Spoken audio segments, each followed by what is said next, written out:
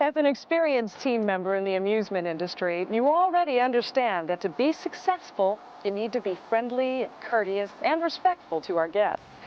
As a supervisor, you now have the same obligations to your team members. You'll be successful if you care about the people you supervise and then demonstrate that care and commitment to them each and every day. Remember that while the situations you face may not be exactly like the examples you see in this video, the skills they demonstrate will translate to practically any supervisory experience throughout the industry worldwide.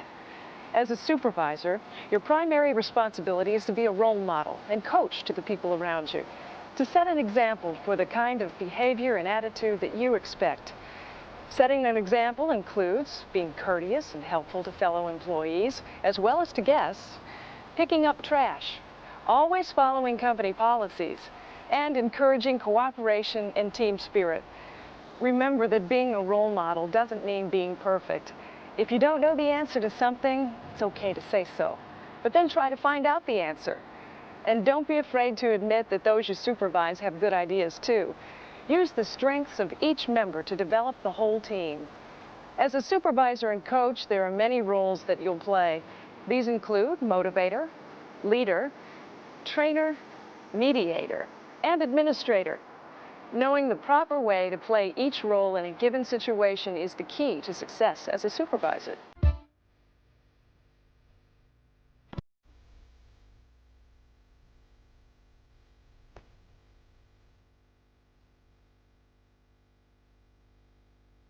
I definitely think that to motivate people, you have to show them that you care about their work, and about them, and about the company. No one will want to do their best work for someone who just didn't seem to care. It's also about attitude. If you have a positive attitude, then others around you will too. If you're having a tough day, do not let it affect your work. When we're at work, we're on stage. Guests expect to see people who are positive. Most people are motivated by things they enjoy. Your challenge as a supervisor and coach is to motivate them in the direction that is positive for themselves as well as the company. One technique is to involve team members in deciding how specific tasks are accomplished. Hey, Kev. Hey, John, what's up? Well, since we got some extra time on our hands this morning, I think it'd be a good idea if we straighten up the prize area a little bit. Like how? Well, you're promoted to different prizes. I'll let you be the prize sorting expert. All right. Just come up with a system that makes sense, so you can explain it to the other guys. Well, I'd put the large ones on top, since we never use that many of them anyway. Sounds like a good idea. Check back later and see how it's going. Okay.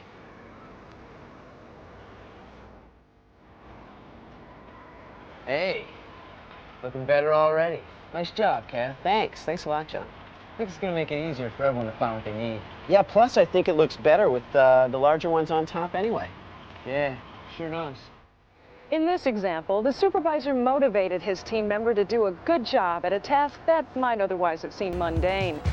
By setting up basic parameters of the results he expected and then leaving some decisions up to the team member, the supervisor made the work experience seem valuable. He also praised him for his performance. Now, it's important to recognize the successes of individual employees as well as the whole team. People appreciate recognition and those that make them feel important. It's natural for you to expect good performance, but don't take it for granted. Thank people for a job well done and recognize improvements. Another important way to motivate others is by establishing clear goals and priorities for your entire team and for individual employees. Work toward building a genuine team morale. Use the term we instead of you and I, and give each team member their share of responsibility just as soon as they're capable of handling it. Every team has a coach. Sometimes that means being the cheerleader, and sometimes it means being the disciplinarian. I think that a good supervisor understands that telling someone they've messed up doesn't have to be a negative experience. Give them the opportunity to do better. Keep in mind, however, that motivating your employees is more than providing positive feedback and establishing clear goals. It also requires you to serve as disciplinarian. Dealing with disciplinary and other people problems is one of the toughest parts of any supervisor's job. It's also one of the most important. The policies and procedures that your company has developed are there to ensure the operation runs safely and smoothly. It's our responsibility to see that policies are administered uniformly. For discipline to be effective, it must be perceived as being consistent and reasonable. Susie, this is the second time this week that I've noticed you late to your station. What's going on? Well, I'm only 5 minutes late. The traffic was really backed up on the highway. And then there weren't any parking spaces. I'm not saying that you were late on purpose. We need to find a way to help you get here on time. Yeah, I know. If you think about it, you have to admit that even if you're only a few minutes late, it's really not fair to the other people who have to cover for you. Well, I had to cover for Sandra last week when she was late. And why are you always picking on me? I mean, I thought we were good friends. I'm telling you the same thing that I told her. We all have to be here ready to open the gates. We have to share in the responsibilities of opening, right? Yeah, you're right. Well, what do you think would be the best solution to getting you here on time? Well, I guess I could leave my home 10 minutes earlier just in case there was a lot of traffic. I think that sounds like a good start. Let's see if it doesn't make the difference, okay? Okay. Now let's get ready to have a great day, okay? Okay. Oh, and Susie, one more thing. I know it isn't easy sometimes, but you're doing a great job. Gee, thanks. Discipline doesn't have to be negative. Supervisors who use a positive approach to discipline offer their team members constructive feedback, which enables them to perform up to standards without discouraging them. The purpose of minor disciplinary counseling is to make the person aware of the problem, and then they can focus on the behavior, not on the individual. Explain how the performance problem affects others and the operation, and when possible, end on a positive note. Offer suggestions on how improvements can be made, and be sure to ask the team member if they can offer their own solution. Give your support. Be sure to recognize any improvement in the behavior, and then try providing some positive encouragement. Again, remember that one of the best methods of discipline is prevention by your own example. If you expect your team to be on time, you be on time. If you expect accurate records, make sure your own paperwork is neat and accurate. For more serious disciplinary problems, your own manager or company personnel department can be of assistance. Policies regarding discipline and team member discharge vary from company to company, and it's important to understand and carefully follow your company's guidelines.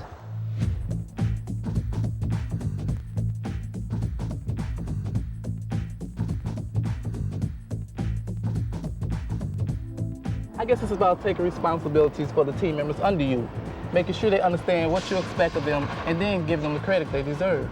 But it's also about backing them up when they do make a mistake. When I first started, I had this supervisor who told all of us to come to him with any problems we may have. We were told to let him know if we had any ideas or complaints, and he would listen. I think he was a good leader. I try that with my team. As we said before, to be a good leader is to be a good role model, to lead by example. But the fact is, people have different leadership styles based on their own personality and the personality of the team that they're leading. Consider the following 4 types of leadership styles. Directive, when a supervisor makes strong decisions without input from employees. Consultative, when a supervisor asks members of the group for input and then considers it in making decisions. Participative, when a supervisor conducts a group decision-making process, guiding the group to a consensus. And delegative, when a supervisor gives the group the authority to make a decision on its own. These 4 examples represent a range of different leadership styles. No one style is best, and each person may use different leadership styles based on their particular situation. Understanding your own tendencies and the styles that best motivate your team will help you become a more effective leader. Okay, gang, listen up. Nice to see you so bright and chipper this morning. Now, the guys over in the group sales have outdone themselves again, and they tell me we got a big group coming in today, and they should be here as soon as we open, so we have a lot to do to get ready. Come on, we don't want that girl. They were just here last week. Hey, come on. That's better. I'm glad to see you all awake now. Let's get started with some assignments, and no complaining, please. I see you all pull together and do a fantastic job in a hurry before, so there should be no problem. Let's show the group coming in how the best crew operates. Okay, we need to coordinate some brace release between the rides. First up, Jewel, you did a great job on brace yesterday. I want you to do it the same way today. Sharon and Molly, work together covering your areas. In this example, the supervisor uses the directive style of leadership. He makes decisions and gives direction to the team without consulting them, and yet he's able to do so in a way that seems to motivate them. He uses humor, builds their confidence, praises their track record of performance, and yet clearly outlines what he expects. This style of leadership is often effective with groups of inexperienced employees, the kind of workers who tend to perform best when given specific, task-oriented direction. With other groups or individuals, those who show a higher level of initiative or experience, a leadership style that delegates more decision-making can be effective. It's simply a matter of knowing your own strengths as well as the strengths and weaknesses of your team. Then use a style of leadership that gets the best results.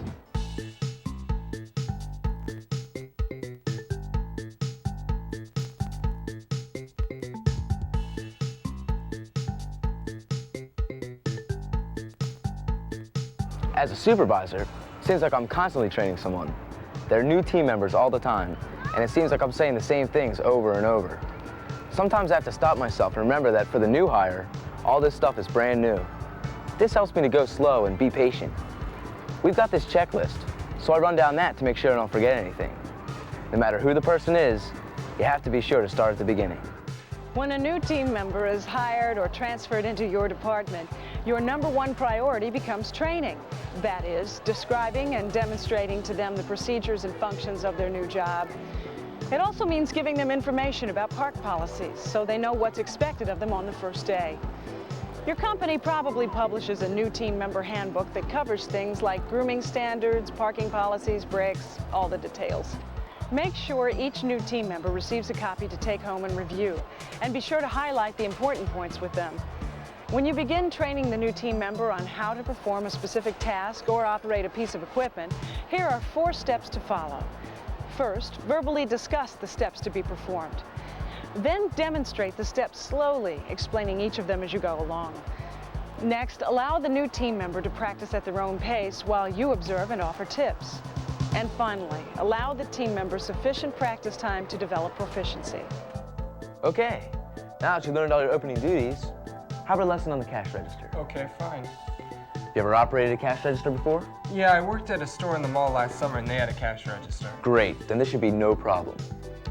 But since every cash register is just a little bit different, I'll start at the beginning and we'll go step by step. Fine. Okay, these are your cash sale keys. Okay. Use them most of the time to ring up a sale. Do you have any questions at this point? No, not really. Okay then, what I'm gonna do is I'm gonna show you how it works, then I'm gonna give you a chance to practice, okay? Okay. All right, let's assume that you're the guest All right. and you're purchasing $5 worth of merchandise. Okay, fine. All right, I'm gonna press 5. Okay, great, let's try it again. I'm buying these items here. I give you a 20, you give me the change. Give it a try. Okay, let's see. I'll ring up these. That's $1.40 cash sale, $2 cash sale, and 3 at $2.15 cash sale. You're doing great. Then subtotal, that comes to $10.41 with tax, out of 20, and you get $9.59 in change. Perfect. You're a natural at this. You wanna try another? A new team member's first training session should take place before their first day on the job. If possible, try not to train employees in front of guests or train them by practicing on guests. It's important in any training session to be patient and go slowly. You should train only as fast as your slowest student learns. Be sure to treat all team member questions as important and verify that they understand before you continue. Remember, the training session is only complete when the team member understands the task or the job, not when you're finished with the presentation.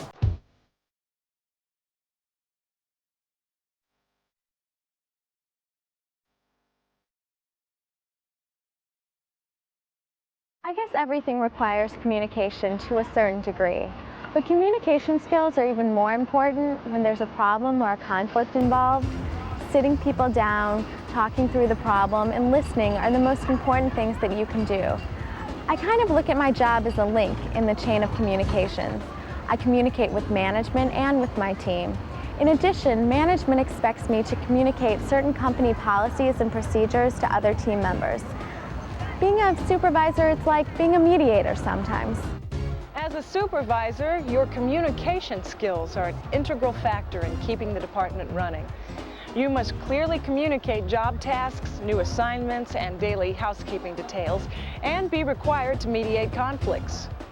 I'm glad the two of you could stay after a few minutes to talk. I'm a bit concerned about something and I want to discuss it with both of you.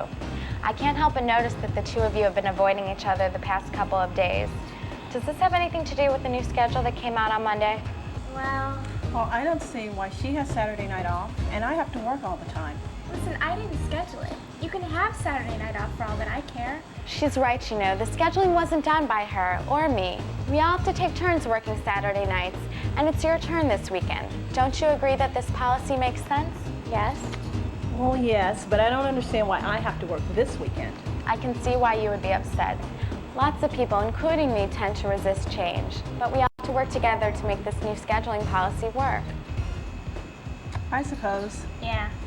Now about you two. We've come to the conclusion that the new policy is both reasonable and fair. So it doesn't make much sense to be mad at each other about something that you can't change. You girls have been friends for a long time. Don't you think it'd be better to stop blaming each other and just make the new system work to everyone's advantage? Yes. And just think, every 4 weeks you won't have to plan your Saturday night activities. Just what we wanted. Conflicts that arise are an opportunity to put your diplomacy skills to work. And it's important that you open the lines of communication as soon as you're aware of a conflict.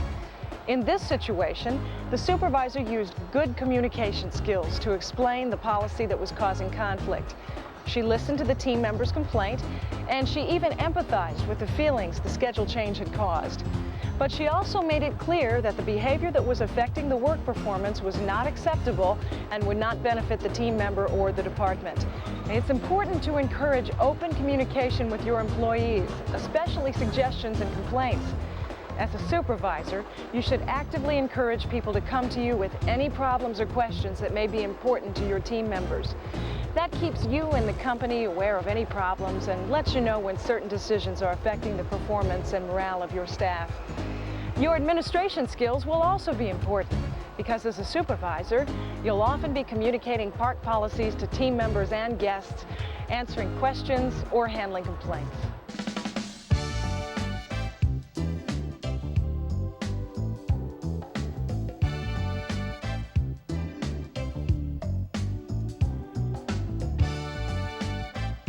Here's the tip about scheduling. I made up the schedule, and someone will come to me asking for a change. But I made it clear to all my team members, don't just come to me with a schedule problem. Work out a solution. Find someone who will switch or cover the position for you. It puts some of the responsibilities back on them. As a representative of management, it's important to make sure that you explain company rules and policies in a positive way and give rationale behind them. If you don't understand a reason for a policy, talk to your supervisor about it. You're encouraged to inform your supervisor about policies or decisions that you or your team members find problematic. Park policies affect your company's business and the safety and well-being of team members and guests, so it's critical to uphold them. Okay, listen up, folks. I got a new schedule here I'm going to post in the back. But first, I want to go a few things with you. You notice instead of starting some of the day people at 10, I stagger the time. Some of you at 10, some at 10:15, and some at 10:30. That also means clock out will be staggered for you as well. I think this will help you with the crush in the morning and give me time for individual assignments instead of you having to wait around to find out what your duties are. We'll give this system a try for a few weeks to see how it goes. As usual, with any problems with the scheduling, you know to bring me a solution and we'll work it out. Next item of business, timesheets are due today. Make sure your math is correct and that you signed them. Most of you are doing a good job with that. Just keep it up. Preparing the weekly schedule is an integral part of your job as a supervisor and one that takes some careful thought and time.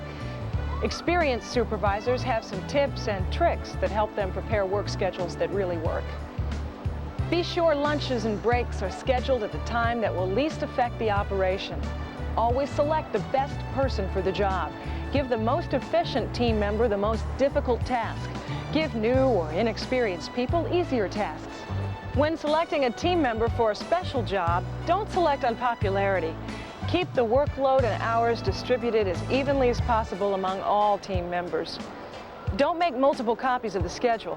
If changes have to be made, it'll be impossible to make them on every copy after it leaves your hands. Remember, the schedule is a budgeting tool for the company. Controlling labor costs is an effective way to save money. So schedule only the people you need when you need them. During the day, if you find areas that are overstaffed, send people home early. And finally, to handle schedule problems and conflicts, give the responsibility back to the team member to help solve the problem. Being a supervisor is great. A role model, Motivator, leader, trainer. Mediator. administrator. It's a lot of work. But it can be fun. It's really rewarding to see people that you've coached working together and doing a great job. Yeah. My team's the best. They're super. That's why they call him supervisor. Oh, jeez.